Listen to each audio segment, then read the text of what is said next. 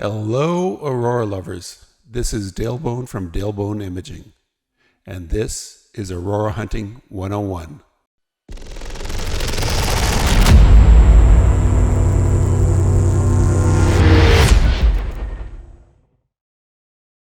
This is episode 20, an Aurora Hunting Crash Course.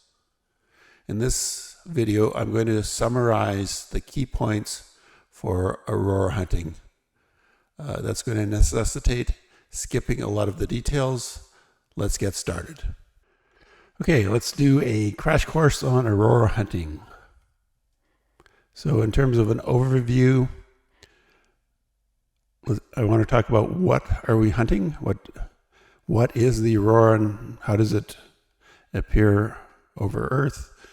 How visible it is where you are or where you're going to be. How do we predict visibility based on your location? And then understanding the forecasts, a little bit of planning, what to expect in terms of what you'll see, and then safety and courtesy. All really important, but all sort of the key things that you need to know for chasing the northern lights. So let's start with what causes the northern lights. And I'm going to use Aurora throughout this for the most part. It's just a more generic term for northern or southern lights. You can say Aurora borealis or Aurora australis for north, and that's just a Latin version of north and southern lights. So the sun solar wind causes gases in the Earth's upper atmosphere to glow is the simplest explanation. And the strength of the solar wind varies significantly over time, causing the size and the strength of the aurora to vary over time. So there are two things that dramatically increase the strength of the aurora, or can at least. One is CMEs, or coronal mass ejections. Those are often associated, or almost always associated, with a solar flare. Solar flare is just light. A CME is actual material being blasted out of the sun's upper atmosphere. And when that interacts with the Earth, we get a lot of aurora typically. The other, almost the flip side of CME, is a coronal hole, which is a weak spot in the sun's magnetic field to the point where part of the outer atmosphere can just blow out into space. Both of those can strengthen the solar wind, increasing the auroral activity. So both of those take about 3 days. In either case, for it to travel from the sun to the Earth, although the speed of the solar wind varies quite a bit, and a big explosion on the sun can create a shock wave that speeds it up, because you'll have material that's traveling faster than typical. As I said, solar flares do not cause aurora, but the associated CMEs do, and they're created at the same time by a single mechanism. Most CMEs miss the Earth and do not cause aurora. So if there's a big solar flare, that does not mean we're going to get aurora. The CME that's associated with it may or may not hit Earth. Space is really big. Most of them miss the Earth. So what is the aurora? So it's a large phenomena ringing the poles. It's about 100 to 300 kilometers above the Earth's surface.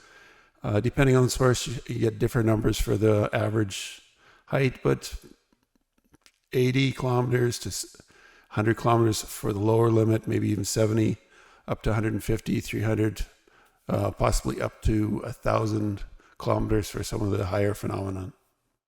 So we're talking about a huge phenomena in the upper atmosphere. It's at least 200 kilometers thick, wrapping around the Earth.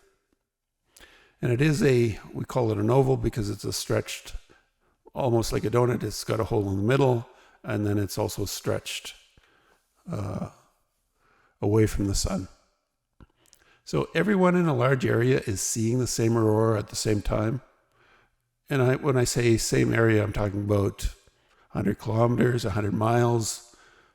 you're not going to see much difference in the aurora in a, in a relatively small distance change like that. We're talking about something that's a big portion of the size of the Earth. So typically, they appear in the north, and with stronger aurora, they expand further south. There is basically a resting area called the auroral zone, where even when the solar wind is really weak and it's not generating very strong aurora, the aurora just sort of collapses to that ring. And we'll come back to talk about that a bit more. But that's an area where there's almost always aurora. And as more energy gets pumped into the aurora from solar winds, it expands further south or away from the pole if you're in the southern hemisphere. I'm going to talk about the perspective from the northern hemisphere because there's not a lot of places in the southern hemisphere other than Antarctica where you can see the northern lights. Most of the observers are going to be in the northern hemisphere. So it'll be in the north, expanding to the south. They can be visible anytime it's dark, any day of the year. There isn't a season where they don't appear, other than if you're in the far north, it doesn't get dark during the summer, in which case you can't see them. But anytime that it's dark, I live in a place where you can see aurora all year, every month. I did a search of my photos for June, which is the summer solstice, which is the shortest night of the year, and I had over 2,000 pictures in June. Not very good ones, but a lot of them. And they're not visible every night, other than the one area that I talked about, or the one region which tends to have them almost every night. Generally, if you're further south of that, you're not going to see them every night. They vary in visibility. And then sometimes they are visible, but too dim or low on the horizon to enjoy. The other night I was out taking pictures of the Perseids, and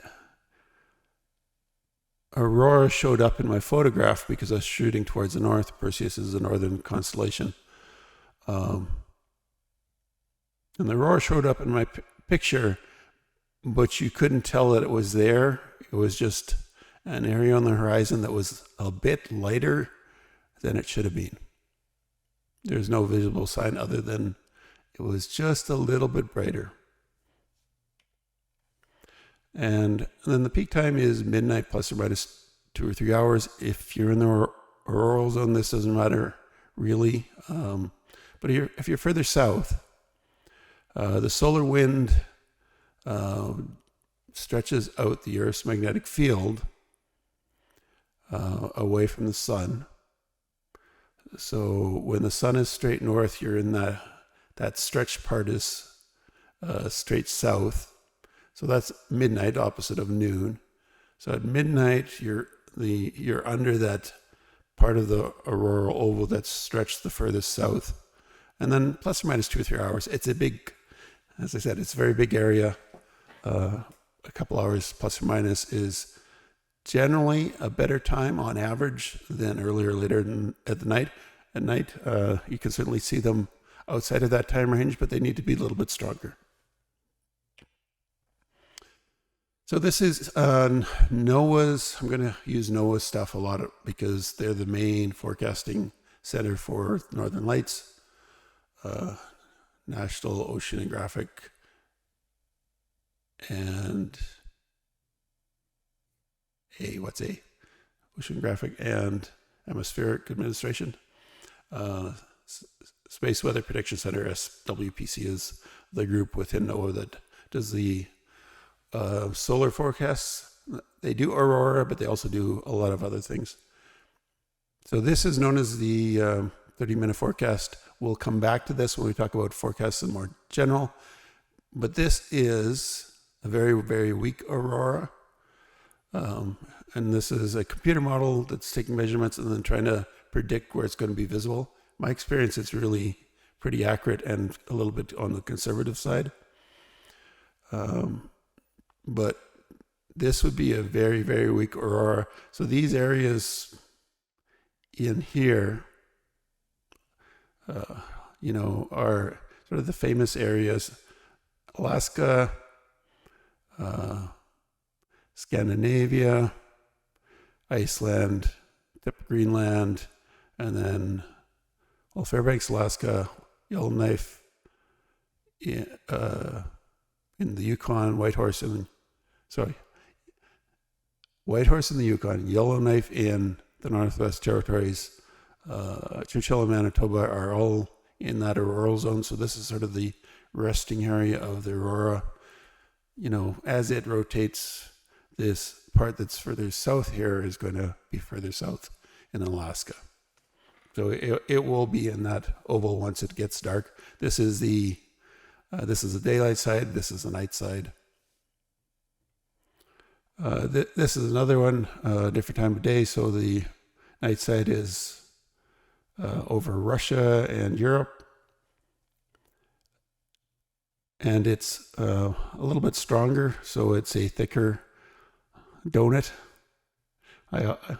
Probably the easiest explanation of that shape is a donut, and sometimes it's a little bit oval instead of perfectly round. And then as the power increases, so the difference between this one is about 13 gigawatts, and this one is 26 gigawatts. So this one is has twice as much power calculated for it than this, and the range is 5 to 200.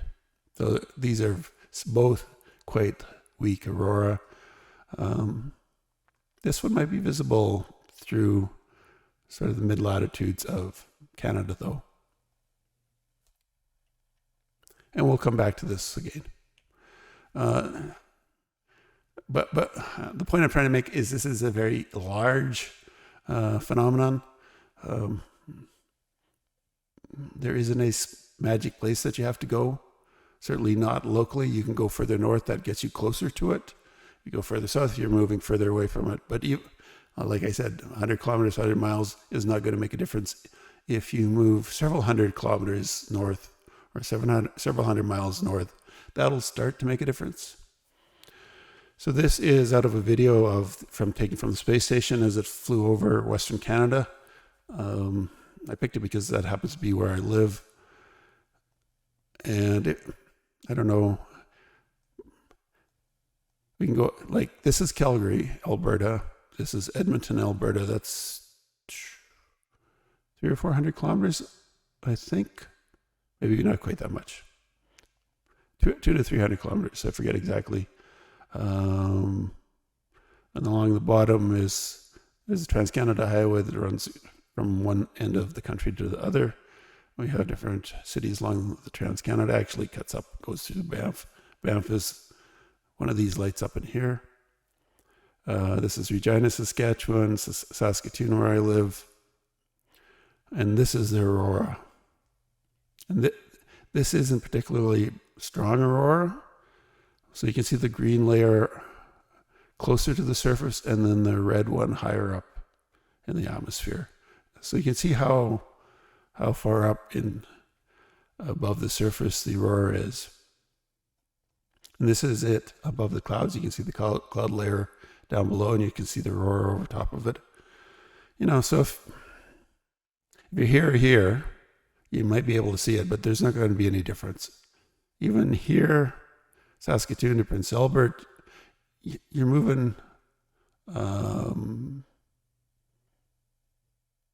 think it's about 100 miles, about 150 kilometers. Could be wrong on that. Maybe a little bit less. So you're getting a bit closer to this, but it's still going to be low on the horizon. A bigger problem is, say, Saskatoon is in this cloud layer, so you're going to have trouble seeing the aurora. It may be thin enough that you can see some of it, but it looks thin but fairly solid, right? Someplace like Prince Albert, you might be able to drive up here and get away from the clouds. But this is probably 1,000 kilometers, 600 miles across the bottom here. Maybe more, actually, yeah. Winnipeg is over here. So this is Montana over here, down below here, and then North Dakota across the bottom. We're talking about a huge area, and there's pretty much, there's definitely some variation here. There's like a little gap in here, which is actually a pretty big gap, but it comes down here, and then there's sort of a gap, and then it continues over here. Exact locations certainly don't matter. Relatively close locations, like within, 100 kilometers, 100 miles, don't matter. So aurora visibilities. So aurora visibility mainly changes as you move north and south. East and west, it doesn't change very much. There is a little bit of an effect. We'll talk about that just because of where the center of the aurora is. NOAA has a number of maps that show that cutoff for different KP levels, and KP is, it's hard to explain KP. KP is actually indirect measurement of the solar wind. It's a estimate of how strong the solar wind is, and solar wind causes aurora. So we use it as an aurora forecast, an aurora measurement, but it's really not a direct aurora measurement. So this is what the maps look like. This is North America, of course. And we've got, I talked about, Fairbanks, Whitehorse, Yellowknife are up here. So KP3 is somewhat weak aurora that happens pretty frequently. And there is like a 1 and a 0 zone up here, and that would be that sort of resting place for the aurora. And it arcs down up from Fairbanks through Whitehorse approximately, through Yellowknife, clips the top of Saskatchewan, and cuts through Manitoba around Churchill, and out past Quebec over here, clips Greenland, Iceland near Reykjavik, and then on the other side it sort of clips Russia. So the Scandinavia is just up here. So the northern part of Scandinavia is also in that, Norway, Sweden, Finland. The northern tips of those are also in that auroral zone. So you can look at this, try to figure, estimate based on where you live, how strong the aurora needs to be able to see it. I live here around this KP3 region. If you're in, say, Toronto, you're up in here, I believe.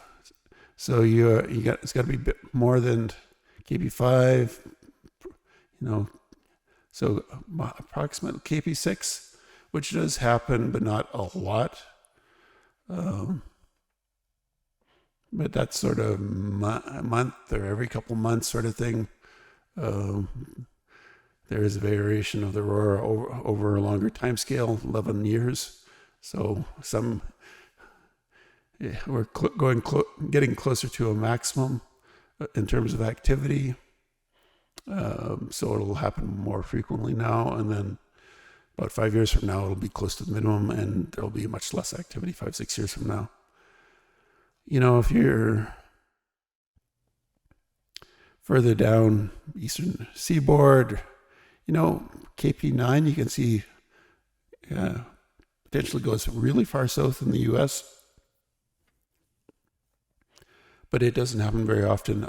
There is a chart that tells you approximately how often each of these happens. And KP9 happens about once every 2 years. And then if you assume that half of each day is daytime and half is night, then you're talking about once every 4 years that it's going to happen at night where you are. So you could be waiting quite a while to get KP9. Like I said, these may be a little bit conservative, but that is really a long ways from this area up here where they start out. And you can photograph them lower. We've had KP8 a couple times this year, and there's been photographs from northern parts of Florida, Georgia.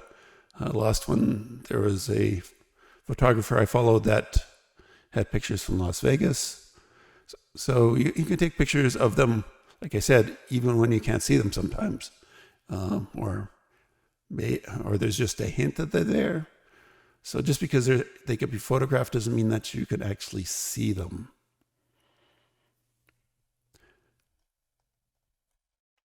And then if we want to look at the rest of the world, if we go look at Europe, so northern parts of Scandinavia here, not 100% certain that's the correct term there, but up here is that KP0 zone, the rural zone, where they're pretty much always active, and then this northern part of Siberia.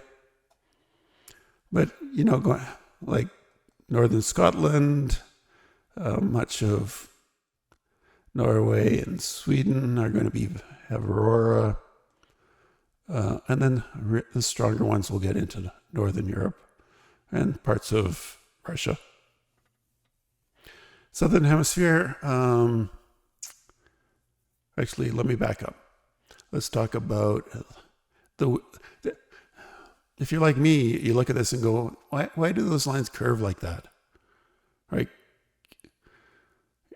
You'd sort of expect them to just follow latitude lines. This is the 49th parallel between Canada and the U.S. in the west. And why don't these lines curve up like this? And the answer is the aurora is not centered at the North Pole. It's centered up here on Ellesmere Island, about 10 degrees south of the North Pole. So this area down approximately through the Quebec-Ontario border here, a little bit over, is actually the place on Earth where they're visible the further south. They're about 10 degrees further south in that area, straight south of that pole, than other places on Earth. By the time you curve over to Alaska, you're looking at it from the side, and you've lost that 10-degree shift because it's about 90 degrees around the Earth. And the same with Scandinavia on the other side. So they don't have any benefit from that shift south, but they also don't really have any penalty from it. Russia on the other side is sort of penalized because if it shifts south to the eastern North America, it's shifting 10 degrees away from Russia. So you have to be further north in Russia to see the northern lights than other places. And the flip side of that is Australia is the benefit of that 10 degrees shift south. They are on the opposite side of the Earth. So the aurora shifted towards Australia. So that's why you might be able to see the aurora sometimes from Tasmania, Australia, and New Zealand. And South America, which is actually quite a bit further south than Australia, you can't see it from there because it's shifted 10 degrees further north on that side. So they lose out. And then, of course, in Antarctica, there are places where you can see the northern lights. But surprisingly, not a lot. And that whole, the aurora visibility actually goes down as you get into the middle of that auroral oval. So hopefully that makes sense. That's a lot of information, but mainly you just need to go onto one of these maps, try and figure out approximately where you are and figure out what line is below you. And, it's just showing the odd numbered one, so there's a even number one in between there. So then you can look at the forecasts, and there are a number of them. But the two most important ones are the short-term forecast, the oval, the 30-minute forecast that we were with a computer model of what the aurora looks like. That's one of them. The other one is the 3-day forecast. And it's 3-day because of that 3-day period that it takes the solar wind to get from sun to the earth. So they can see something happen on the sun, do some measurements on it, and then start forecasting if and when it will impact the earth. Unfortunately, all those, well, at least the NOAA, yeah, all of them are in Universal Time, UTC, GMT and Zulu time if you're military. So you need to convert it to local time. So that's where apps come in. That's one of the more important features of apps from my point of view, is they repackage that data into a nicer format and adjust the forecast to local time. I said the forecasts use KP. At least the 3-day one does. The 30-minute forecast actually uses HPI. So KP gets used two places. One is the actual current measurement. So if you look at an app, it'll show you what the current KP value is. And then it's also used in forecasts where they're trying to predict what the KP value will be in the future. So as I said, it's the strength of the fluctuations in the Earth's magnetic field caused by the solar wind. It's a 0 to 9 scale, much like the Richter scale for earthquakes or the hurricane category scale. You know, category 4 hurricane, category 5 hurricane is stronger. But it is the highest level over a 3-hour period. It's a fixed 3-hour period. In UTC time, it starts at midnight, goes to 3 a.m., 3 a.m. to 6 a.m., 6 a.m. to 9 a.m., which causes it to do some weird things, but mainly when the aurora activity is declining.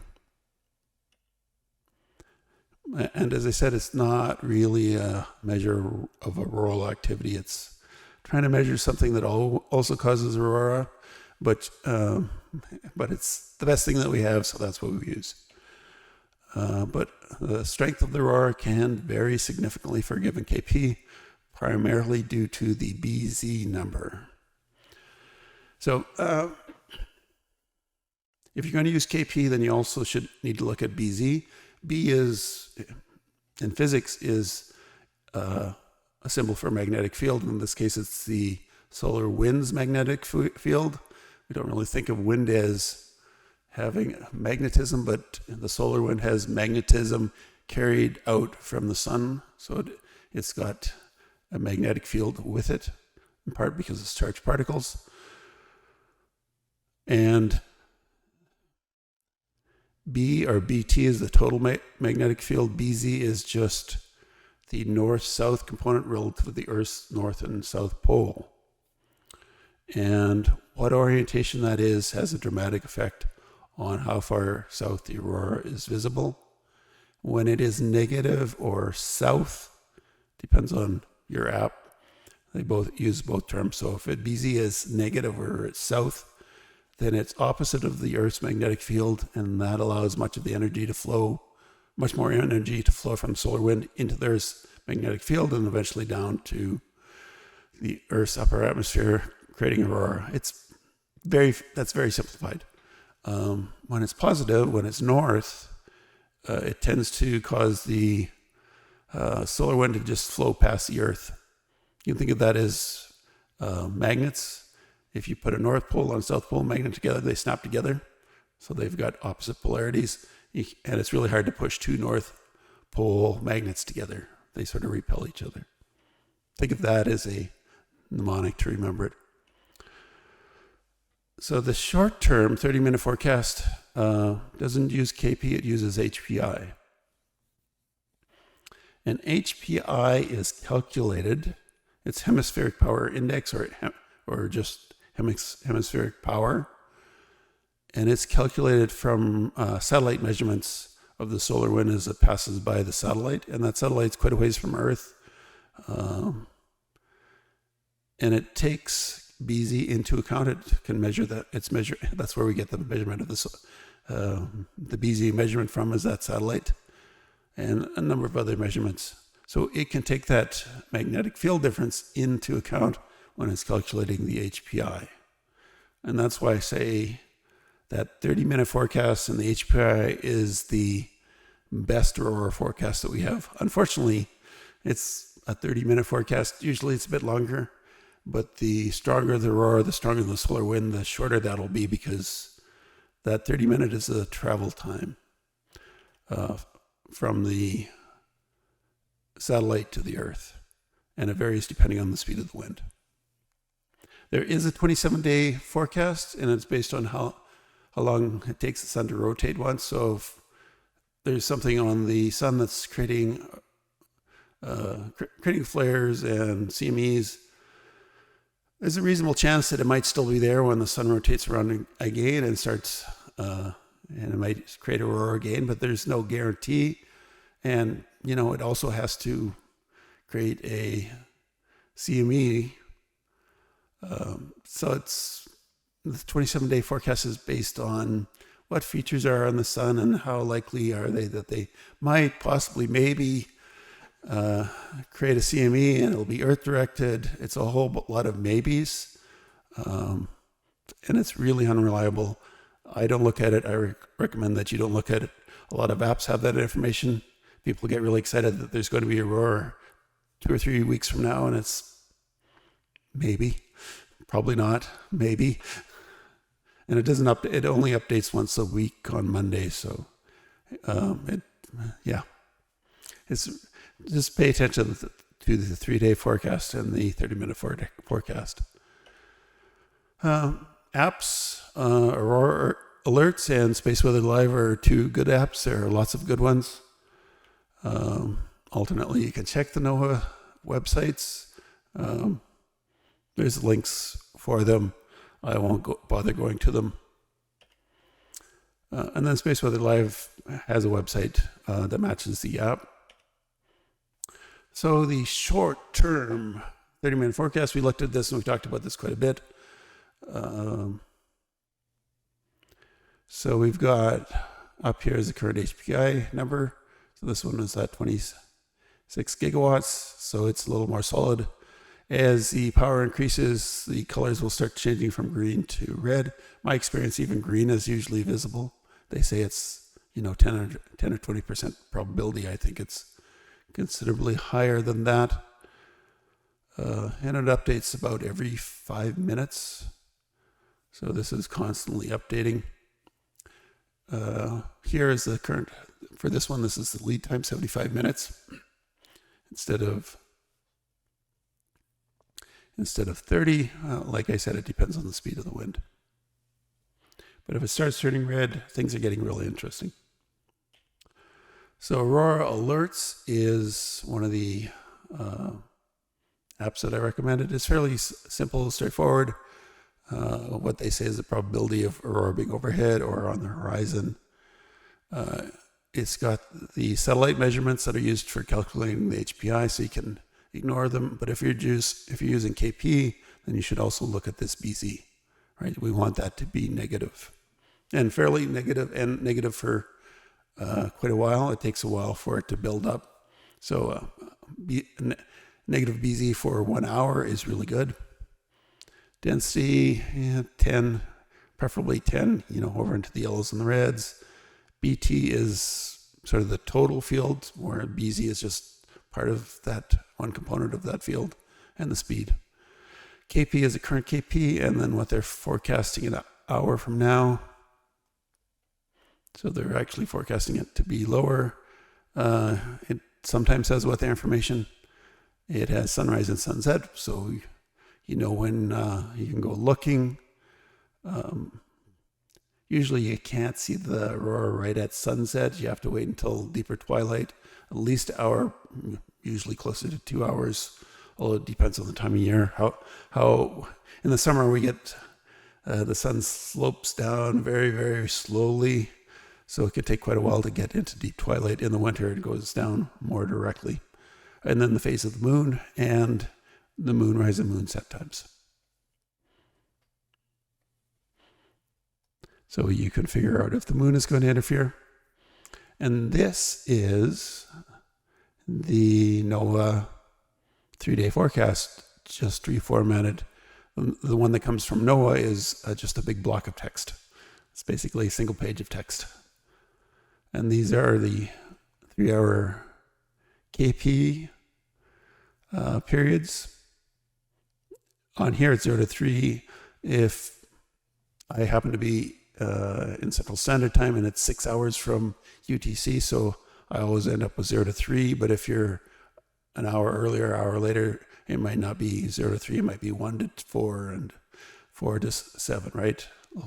It'll be adjusted for your time zone. So current time would be here. That's probably the one that's showing up here. And then, KP2. So unless you're really far north, this isn't a particularly exciting forecast. And then we want the ones that are at night, right? So even 15 to 18 is only to 6 p.m. So we want this is 6 p.m. to midnight, and then midnight to 6 a.m. And this one does go down into the longer term forecast, but as I said, just ignore it. It does have alerts, but I believe you have to pay for, some are free, but they do like to charge for more alerts.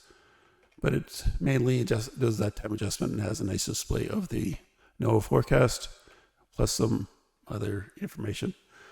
Space Weather Live is sort of the big, more scientific-based one. It really is displaying pretty much the same information, just in a different format, which is true of pretty much all the apps. It does have a lot more free alerts. You don't pay for the alerts with it. I guess they make their money through advertising. So same thing, current one is KP2. So we just got a graph. If you get an app that has 1 to 10, get a different app. There's one that's sort of a custom app just for Yellowknife, and they make up their own scale and their own numbers. And if you're trying to compare it to somebody else, pretty much anyone else that doesn't have that app, they're using no numbers, and that one app is using Yellowknife special numbers, and you get into arguments. So just get a different app. Not saying it doesn't work, but it's almost always a good time to see the Northern Lights in Yellowknife. And then here is that same NOAA 3-day forecast, just in a different, and I would say harder to read format. And then this is the only app that I'm aware of that has the hemispheric power as a graph. Like even NOAA doesn't. I don't know of any NOAA site that even does that, and I find that really useful to see the trends. And if you watch the BZ go up and down, you'll see that tend to trend up or down depending on which orientation the BZ is. The website looks a lot like this. There is a lot of solar information, a lot of information about the sun, lots of pictures. So if you click on the solar tab, you get a bunch of other sun-related information. And then there's a separate tab for auroral activity. Same with the website. Some of the alerts that it sends out or notifications it sends out is because of the sun did something. You can just ignore it if there's like a radio blackout or a solar flare. A flare does not cause aurora directly. That's just a burst of light. So you can ignore those. But there should be a CME associated with it. And it, of course, adjusts the time. You also need to look at the clouds. I like to use Windy from windy.com. I find it's fairly useful or close enough. So during the day, I look at the clouds to see where the clouds are going to be, and then I can worry about whether it's going to be solid clouds or I can just go to bed at night, right, and not worry about it. But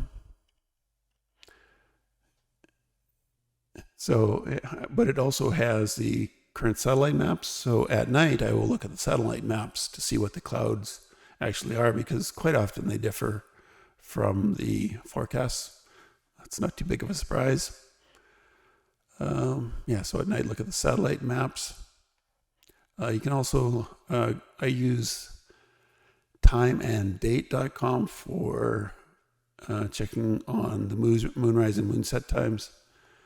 And moon rises on here twice. And I think that's because here the moon rises at 8 a.m. and sets at 9 or 6 p.m. And then eventually it switches and it rises at 1 a.m. and sets at 11:15 p.m. So they've got 3 columns just to show the sequence. I think that's why they do that. And then how much the moon is lit up, 100% when it's a full moon, or 99 point something when it's a full moon. And if you go up here, it's got sunrise and sunset times. And then it's got something called, I'm not going to show it, but astronomical dark. And that's astronomical twilight. And usually that plus total darkness are what I consider aurora visibility times. But I won't go into that today. Yeah, so if you Google moonrise time, typically goes to that site. So we want to make a plan. So we want a clear, dark night with strong aurora.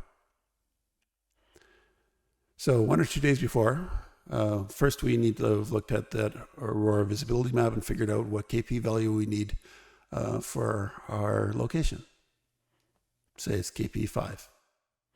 And then we look at the 3-day forecast to determine if the forecast KP is strong enough for that location. Is it going to be KP 5, preferably KP 6? Because we can have, like I say, a fair amount of fluctuation from the KP value. Maybe you want to gamble and go KP 4 and hope it's a really good KP 4. You never know. And then check the weather forecast. Do we have clouds? Do we have smoke? Do we have fog? That's going to interfere with visibility because the aurora is really high up. 100 kilometers. We can check the moonrise, moonset time to see if the moon is going to be an irritant. And then, of course, sunrise, sunset times. Usually that's not a big thing to check, but if you're thinking about traveling up north, you may want to do that. Maybe there is no sunset time in the summer or in the early fall when you're planning on going. Okay, that night, you switch, start looking at the short-term forecast because the longer-term one is less reliable, more likely to be wrong. And look at the oval. So is that oval expanding to cover your location? And you can look at space weather live to see if that hemispheric power graph is trending up or trending down. It can switch pretty fast, but you can take a look at it. And then you have 30 to 60 minutes to go somewhere if it looks like it's going to be good in, 30 minutes from now. And you can also check the satellite map for the clouds. And then, as I said, sometimes you can drive away from clouds if you're on the edge of a cloud bank. So where do I go? That's usually the first question. And as I said, they're not location specific. There's no magic location other than you want a nice dark spot if you can find it. And failing that, you want a spot that's relatively dark and preferably not a lot of light north of you because the aurora is going to be first appear in the north and then expand further south. So it may just be on the northern horizon. And if it gets stronger, it'll move higher up into the sky towards you.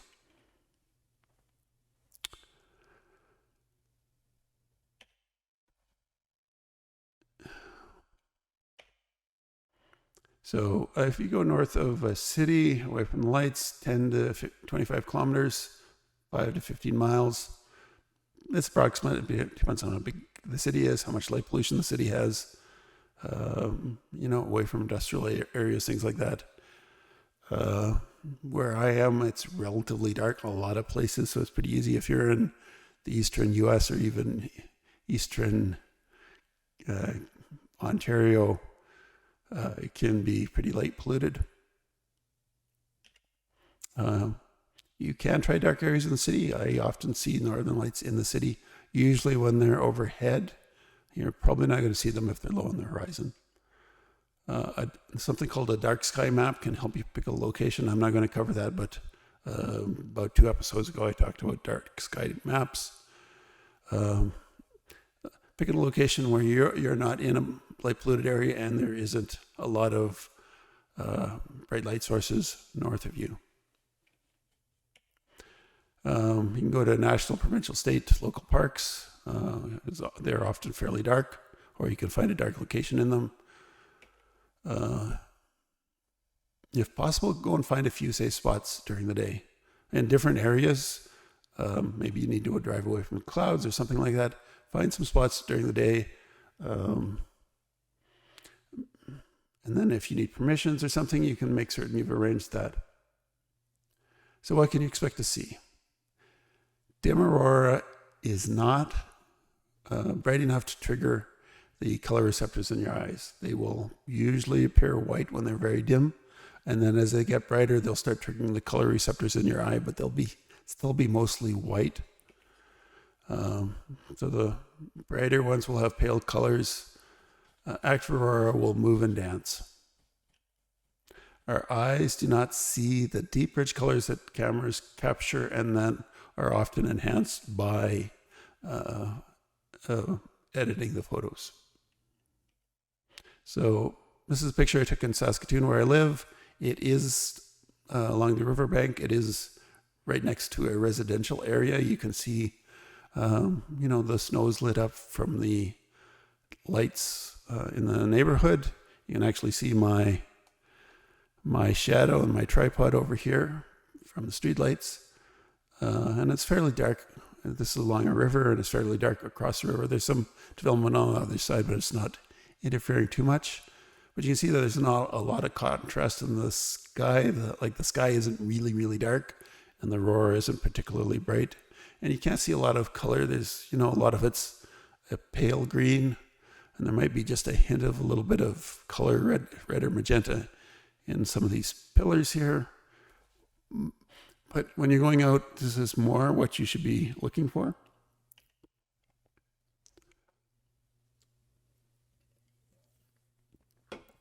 This is aurora with a bright supermoon, actually. Supermoon isn't really much of a thing, but it is a little bit brighter. And you can just see the aurora. There's a little bit of pale green in a band back here. So this is a super strong aurora, but there's definitely aurora here, but the sky is very bright. And it looks almost like it's a daylight picture just because of how bright the moon is. If you do a long enough exposure to capture the aurora, you essentially have a daylight looking picture taken at night. You can see the stars up here. If you have clouds, if you have thin clouds, you might be able to see the aurora higher up.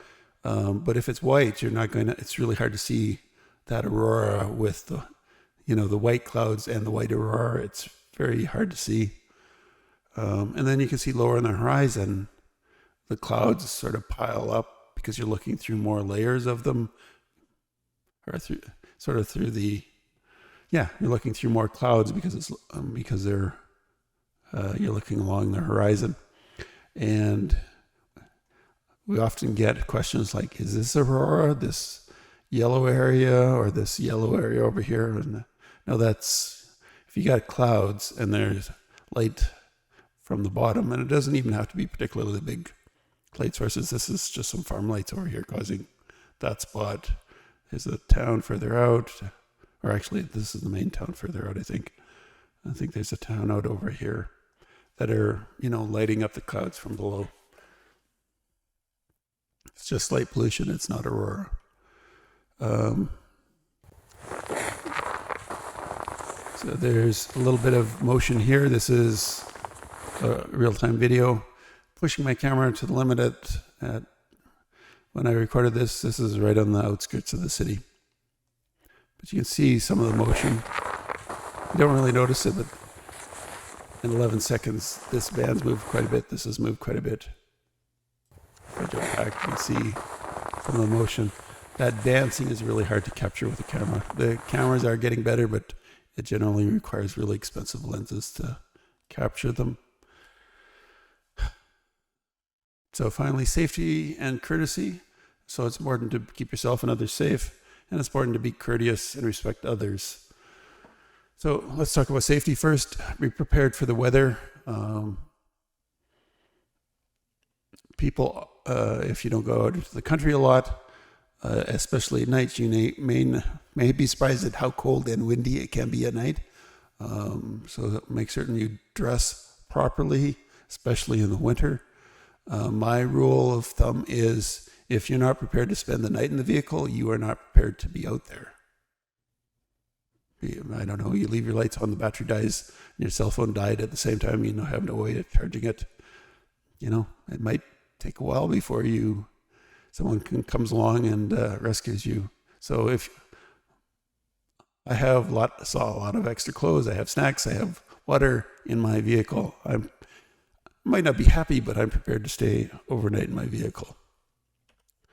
And there are many locations in the country where there is no or marginal cell service, which will drain your battery. So you can't rely on cell services necessarily. Have a full tank of gas, have a cell phone charger, tell someone where you're going. You can travel with a buddy, somebody else, so you have multiple vehicles. So if one gets in trouble, you can switch to the other one, or they can go get help. But absolutely do not park on highways or on the shoulder of highways, or even major gravel or dirt roads. Usually there's places you can pull off, like if there's farmers' fields, usually there's approaches or alleyways into the fields. Again, you can stop on those, but don't stop on driveways for houses or farmyards, that sort of thing. If you are in areas with dangerous animals, I have a love-hate relationship with beavers, so take appropriate precautions. Beavers, probably not a big problem, although they really don't seem to like me.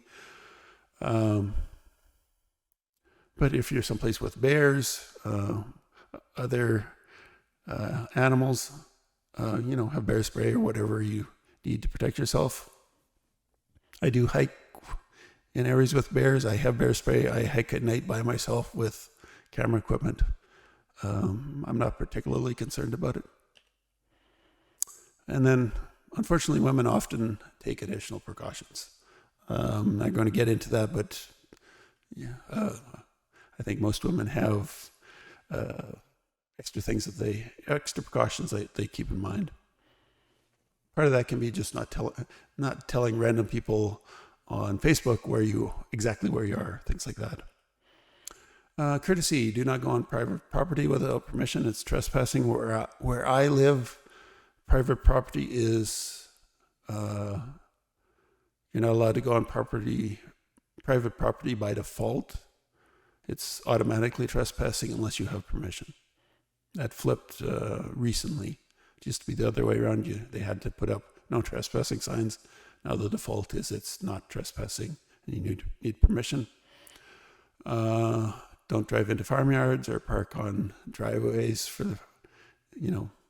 crime is a concern in the country.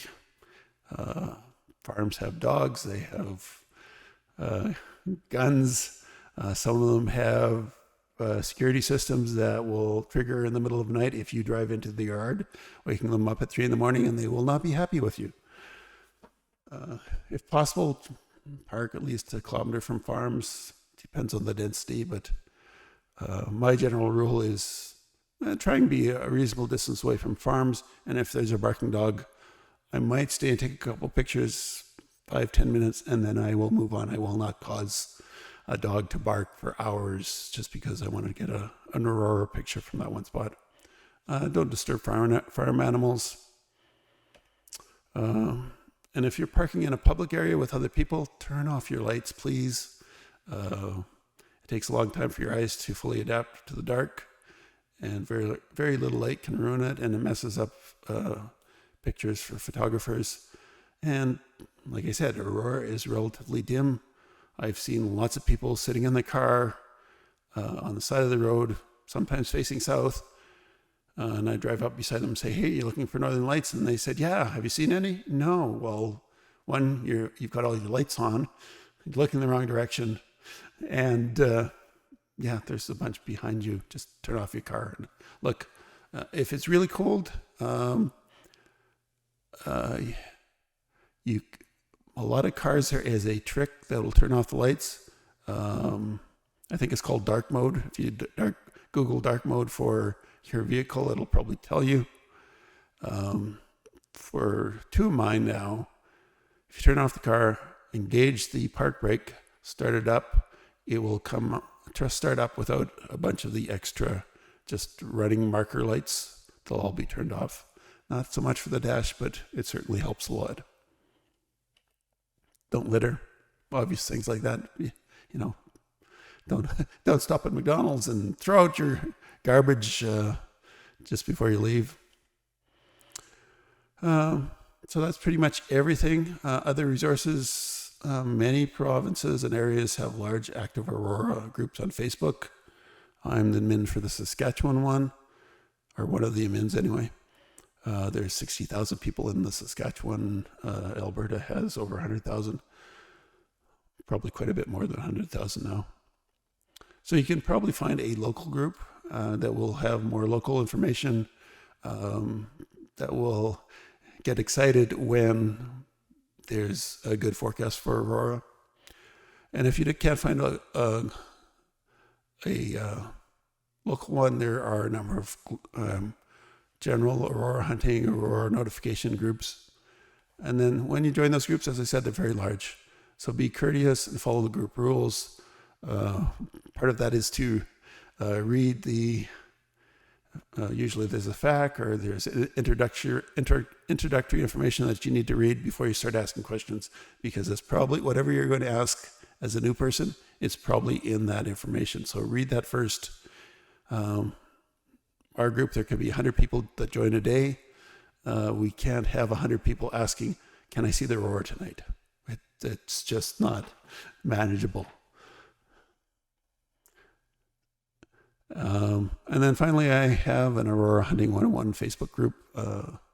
Just trying to start that up, but hopefully that'll grow as I do more videos. That was a lot of information. So in summary, first you need to know which KP region you're going to be in or live in. And then you should start routinely checking the 3-day forecasts. You can do that with your app or the NOAA website. And if it looks like there's going to be strong enough Aurora for your area, before you get too excited, check the clouds and other weather conditions.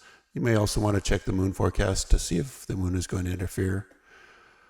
And then that night, switch to looking at the NOAA 30-minute forecast, the oval, which gives you that computer model of where the aurora is likely to be visible.